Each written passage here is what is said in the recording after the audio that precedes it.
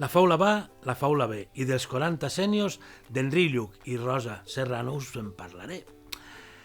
Personalment, això dels 40 sèniors m'evoca als 40 lladres d'Alibaba, però en la versió bona, perquè ens han robat el cor, però ens han regalat un munt de paraules i d'històries meravelloses.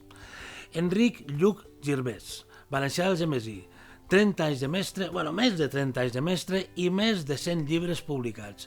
Diuen els que saben que el seu estil es caracteritza per l'humor, per la presència de protagonistes sovint amb alguna dificultat, per el contraste, la fusió dels contraris i per l'abundància d'expressions i frases fetes.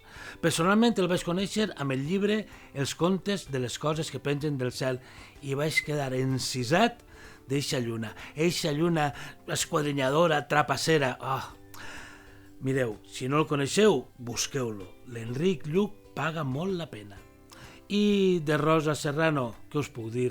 Valenciana de Paiporta, mestra, pedagoga, escriptora i editora. Ella va ser l'encarregada de fer l'adaptació infantil de les rondalles valencianes d'Enric Valor, treballant al seu costat i amb el vistiplau del Castellut.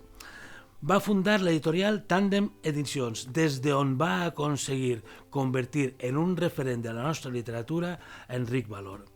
Gràcies a ella, coneixem el gegant del romaní, Esclafamuntanyes, el dimoni fumador, l'oncle Porra, Queixalers, el mig pollastre, el rei Estoret, les velletes de la Penyarroja i tota aquesta quantitat de personatges valerians que ara són coneguts i reconeguts per grans i menuts.